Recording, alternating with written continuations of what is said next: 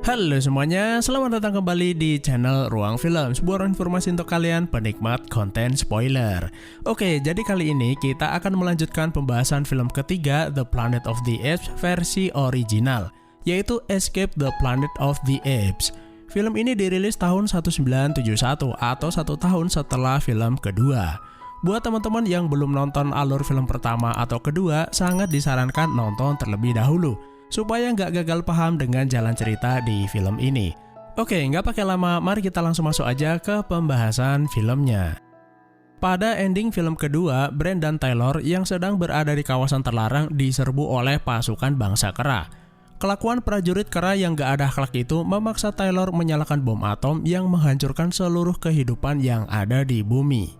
Di saat yang bersamaan, 3 kera dari golongan akademis pergi meninggalkan bumi. Mereka adalah Zira, Cornelius, dan Dr. Milo. Dr. Milo adalah seekor ilmuwan kera yang jenius, yang melakukan penelitian terhadap pesawat angkasa milik Taylor lalu memperbaikinya. Hal itu ia lakukan setelah sebelumnya Taylor memberitahu Cornelius lokasi di mana ia mendarat. Mereka bertiga sangat membenci peperangan dan memutuskan meninggalkan bumi atau the planet of the apes. Saat mereka mencapai orbit bumi, gelombang kejut akibat ledakan bom atom mendorong pesawat mereka menembus celah waktu dan membuat mereka terdampar sekitar 2000 tahun di masa lalu. Hal ini berbeda dengan apa yang dialami Taylor yang tiba di bumi masa depan, karena saat itu ia bergerak mendekati kecepatan cahaya sehingga waktu berjalan lambat. Sedangkan penyimpangan waktu yang dialami Cornelius adalah kejadian yang disebabkan gelombang kejut yang mendorong pesawat mereka. Pesawat itu nggak pergi kemana-mana karena mereka kembali ke bumi, namun 2000 tahun sebelumnya. Kabar jatuhnya pesawat angkasa tersebut langsung direspon pihak militer Amerika. Mereka mengetahui kalau pesawat angkasa tersebut adalah milik Taylor yang mereka kirim ke luar angkasa. Pasukan militer langsung menuju lokasi untuk melakukan penyambutan. Setelah para astronot itu keluar dari pesawat, jenderal dan anak buahnya langsung memberi hormat. Mereka mengucapkan selamat datang kembali ke bumi. Namun mereka dibuat terkejut karena para astronot itu bukanlah Taylor dan rekannya, melainkan 3 ekor kera astronot. Jenderal segera melaporkan situasi darurat bahwa para astronot berubah menjadi monyet. Ketiga kera tersebut langsung dibawa ke markas militer dan demi keamanan mereka akan dikurung di sebuah penjara. Setelah sampai, Cornelius dan yang lain langsung mengganti pakaian mereka dengan baju akademis bangsa kera. Jenderal militer yang baru saja datang bertanya mengapa kera-kera itu memakai baju dan dari mana mereka mendapatkannya. Sang ajudan mengatakan kalau para kera itu membawa perlengkapannya sendiri. Kemudian mereka diberi buah jeruk dan lagi-lagi mereka semakin dibuat bingung karena para kera itu makan buah jeruk menggunakan piring, pisau, dan garpu. Sang jenderal pun cuma plonga-plongo melihat kelakuan mereka. Sore harinya, mereka dibawa ke ruang medis sebuah kebun binatang di Los Angeles untuk menjalani pemeriksaan. Mereka ditempatkan di sebuah kandang bersebelahan dengan gorila, padahal mereka tuh sangat membenci gorila. Lalu mereka bertiga mulai berdiskusi apa yang terjadi pada mereka. Mengapa banyak sekali ada manusia dan para kera diperlakukan seperti hewan peliharaan. Dr. Milo menduga saat ini mereka tuh ada di bumi namun sekitar 2000 tahun yang lalu. Yang melihat kalau penunjuk waktu di pesawat angkasa itu bergerak mundur. Hal itu juga diperkuat hasil penelitian arkeologi yang dilakukan Cornelius bahwa peradaban manusia dulunya lebih maju. Lalu Cornelius bertanya, bukannya bumi itu sudah hancur? Milo pun memberi penjelasan bumi yang hancur itu ada di masa depan namun tidak di masa ini. Dr. Milo kemudian mengatakan bahwa mereka harus merahasiakan jati diri mereka dan jangan sampai manusia mengetahui dari mana mereka berasal. Terutama kehancuran peradaban manusia di masa depan yang disebabkan peperangan dan bencana nuklir. Pihak pemerintah menugaskan 2 orang dokter psikolog hewan untuk melakukan penelitian terhadap para kera. Mereka adalah Dr. Lewis dan Dr. Brenton. Lalu saat melihat kera-kera tersebut, Dr. Lewis langsung yakin kalau mereka ini bukanlah kera sembarangan. Lagian mana ada sih kera itu pakai baju sendiri. Dr. Lewis kemudian masuk ke kandang sambil membawa alat peraga atau tes kecerdasan binatang. Dr. Brenton juga melihat bahwa kera-kera itu terlihat jinak dan tidak berbahaya. Saat akan mulai tes, mereka dibuat melongo karena Zira mengambil kursinya sendiri. Lewis kemudian memulai tes kecerdasan pada Zira. Ia melakukan tes pengenalan warna, melakukan acak warna, serta menyusun balok-balok sesuai tempatnya. Tentu saja hal tersebut sangat mudah, bahkan Cornelius dan Milo malah menjadi bingung mengapa manusia melakukan hal-hal bodoh semacam itu. Lalu mereka melakukan tes dengan sebuah pisang yang digantung di atas kandang untuk melihat bagaimana kera-kera itu bereaksi. Zira kemudian mengambil balok-balok Tetris yang ada di sana, menyusunnya lalu duduk tepat di bawah pisang yang tergantung. Dr. Brenton heran mengapa ia tidak memakannya. Because I loathe bananas. Mendengar Zira bisa berbicara, mereka terkejut dan Dr. Brenton hampir saja pingsan. Untuk sejenak, para ahli itu keluar ruangan untuk beristirahat. Dr. Milo yang sebelumnya meminta mereka untuk tidak memperlihatkan kecerdasan menjadi kesal. Mengapa Zira malah melanggarnya? Zira mengatakan kalau ia tidak tahan karena manusia itu menganggap mereka makhluk primitif. Lalu Dr. Milo berkata kalau ia lebih suka berhati-hati karena mereka belum mengetahui sifat manusia yang sesungguhnya. Mendengar mereka bertiga adu bacot, gorila yang ada di sebelah kandang menjadi emosi, seolah-olah ingin ikut berdiskusi. Tanpa sengaja, Dr. Milo berjalan terlalu dekat dengan gorila. Ia tidak memperhatikannya karena ia sedang mencoba memberi pengertian kepada Zira. Tiba-tiba, gorila itu menarik Milo lalu mencekiknya sampai mati. Kepergian Dr. Milo pun membuat Cornelius dan Zira menjadi sedih. Lalu Dr. Lewis datang untuk menenangkan mereka. Sementara itu, Milo akan dibawa pergi untuk dilakukan autopsi. Zira kesal kepada Lewis karena ia telah membunuh Dr. Milo. Lewis menjadi heran mendengar perkataan Zira mengapa ia menyebutnya dokter. Lalu Lewis berkata kalau yang melakukannya adalah gorila dan mereka tidak perlu khawatir karena gorila itu dirantai. Zira mengira kalau Lewis menganggapnya hanya kera yang sekedar bisa berbicara. Lalu ia memberitahu kalau dirinya adalah seekor dokter psikologi dari bangsa kera dan ia sudah banyak menangani pasien manusia. Lagi-lagi, Lewis dibuat terkejut sekaligus senang. Lalu ia memperkenalkan diri kalau ia juga seorang dokter psikologi. Lalu Cornelius juga memperkenalkan dirinya serta memberitahu kalau Zira adalah istrinya. My name is Cornelius. This is my wife Zira. Satu hal yang membuat Lewis senang karena ia bisa berinteraksi dengan makhluk yang mereka kira primitif namun ternyata sangat cerdas. Lewis berbicara dengan bahasa yang sopan meskipun terhadap seekor kera. Karena itu Cornelius dan Zira menjadi suka kepadanya. I like you. Sementara itu di Gedung Putih, Presiden mengumpulkan para pejabat untuk membahas hasil investigasi pendaratan astronot mereka. Mereka sudah memastikan bahwa pesawat angkasa tersebut adalah milik Taylor yang sudah hampir 2 tahun meninggalkan bumi. Sayangnya mereka kembali bukan sebagai manusia, namun 3 ekor kera dari keturunan simpanse. Bahkan katanya ketiga kera itu memiliki kecerdasan seperti manusia dan bisa berbicara. Maka dari itu, Presiden dan stafnya akan mengadakan sebuah pertemuan serta mengundang para kera untuk hadir dalam pertemuan tersebut.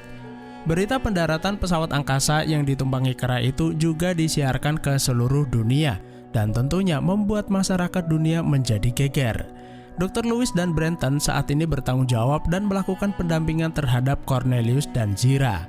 Pada pertemuan tersebut, ia menjelaskan kalau para kera itu akan menjawab semua pertanyaan yang diajukan kepada mereka, yang tentu saja langsung diejek para hadirin, karena tidak mungkin seekor kera bisa berbicara.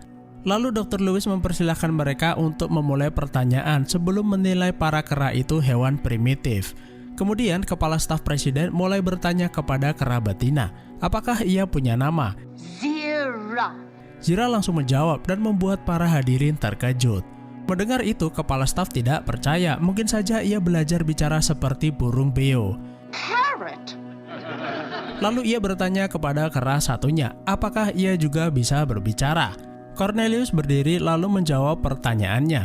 Only when she lets me. Jawabannya malah membuat para hadirin tertawa lalu memberi tepuk tangan. Lalu seorang pengacara bertanya apakah dia juga punya nama.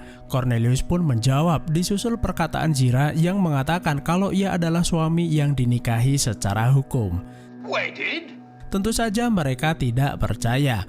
Kemudian mereka bertanya dari mana mereka belajar bahasa Inggris. What is English? Cornelius ternyata tidak mengerti apa itu bahasa Inggris. Bahasa yang ia gunakan adalah bahasa ibu yang diajarkan orang tuanya sejak kecil, dan mereka sudah mewarisinya selama hampir 2000 tahun lamanya.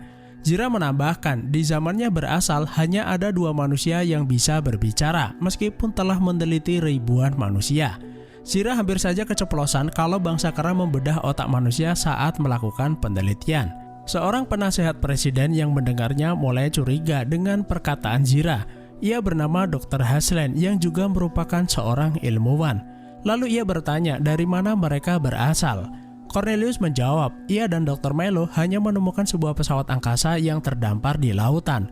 Dr. Milo memperbaikinya, lalu mereka menggunakannya untuk pergi ke luar angkasa, karena saat itu di tempatnya sedang terjadi peperangan.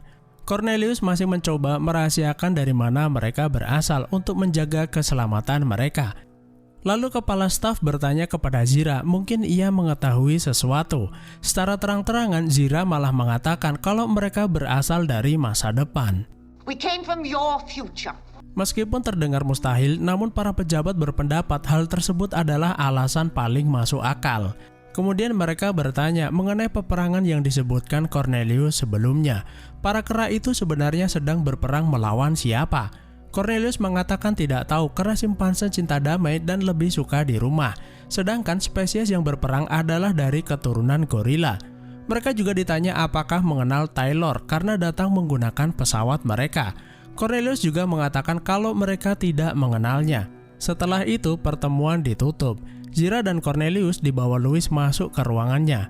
Zira lalu berterus terang kepada Louis kalau mereka sebenarnya mengenal Taylor, bahkan mereka menyukainya. Cornelius mengatakan kalau di masa depan atau di zamannya bangsa kera itu tidak menyukai manusia seperti manusia yang banyak membenci binatang. Terlebih di masa depan manusia itu sangat primitif.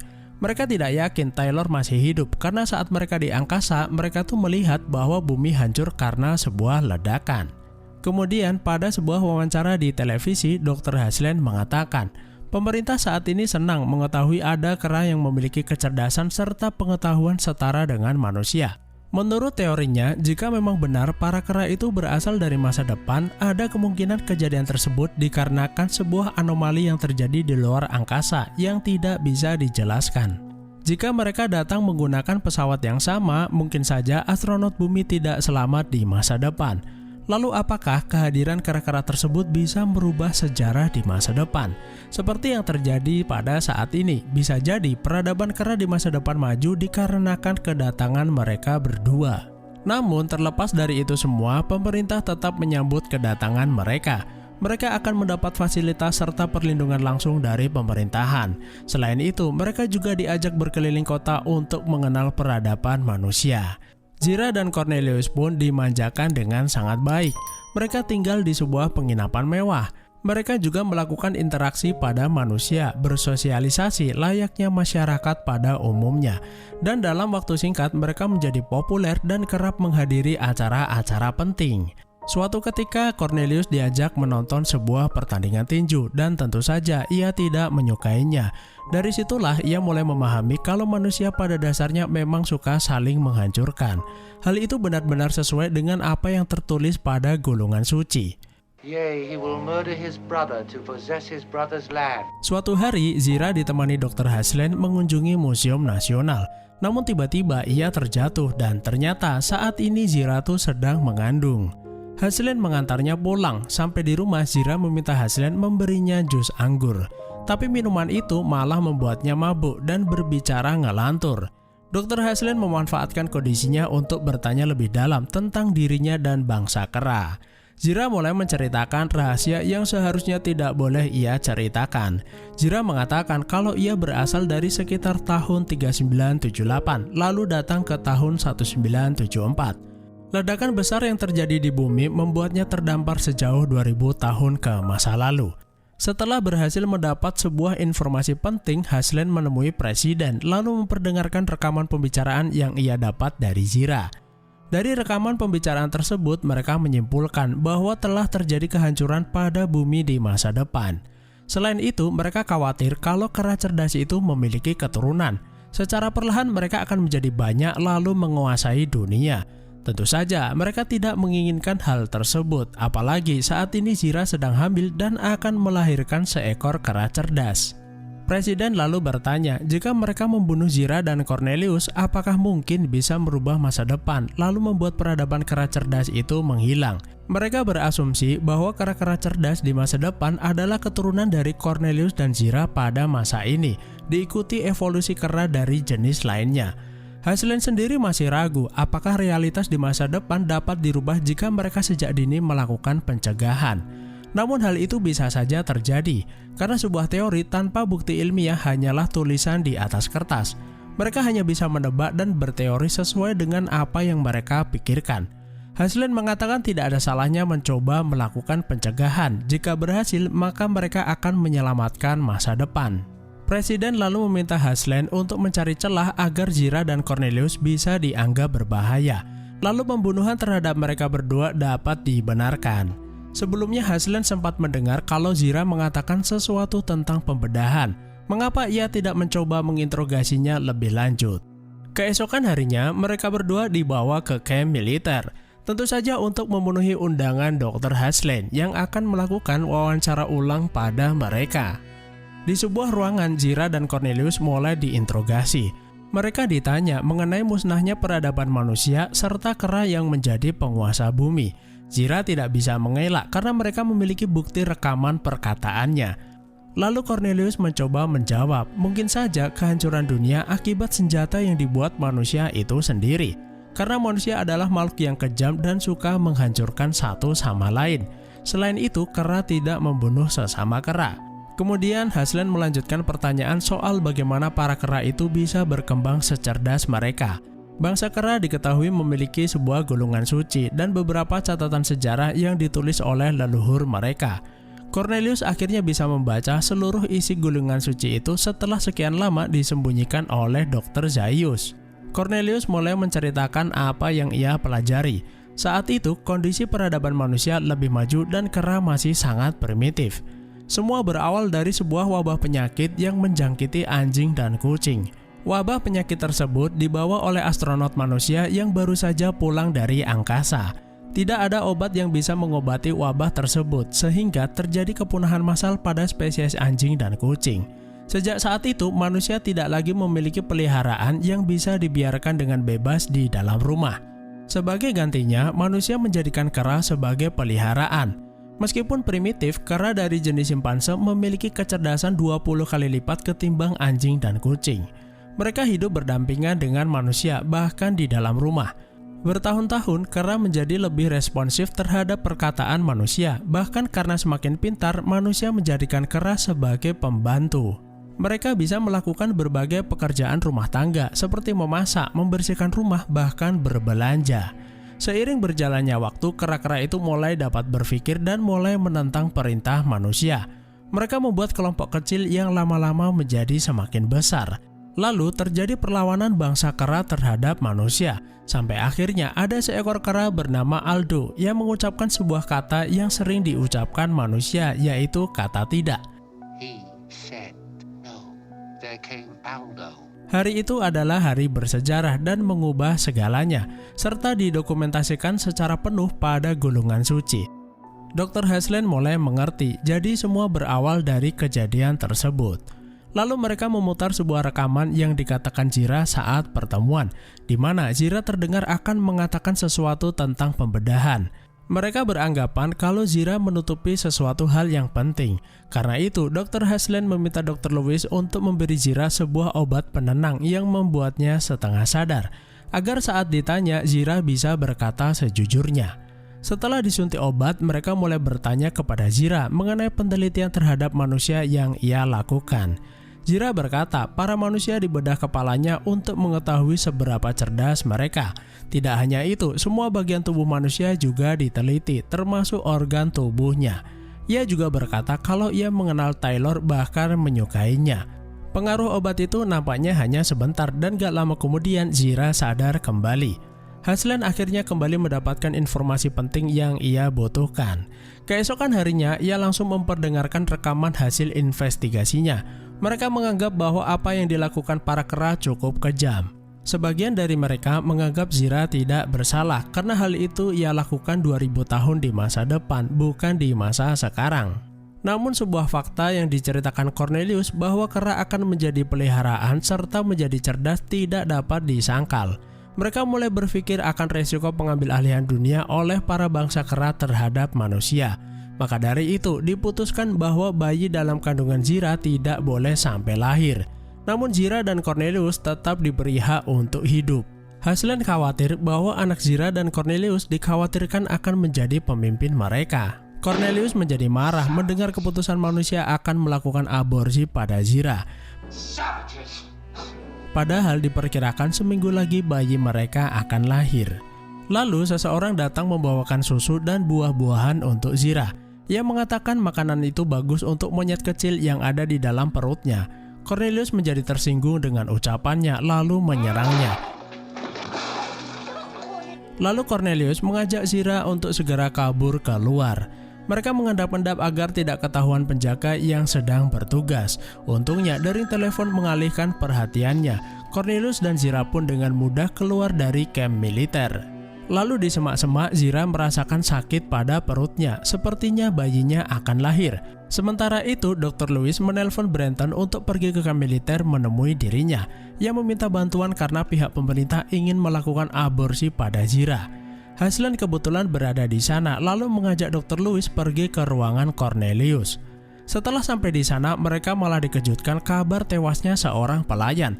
Mereka menduga pelakunya adalah para kera, karena Cornelius dan Zira sudah tidak ada di sana. Haslen menjadi marah lalu memutuskan untuk membunuh mereka berdua karena para kera itu menjadi liar dan berbahaya.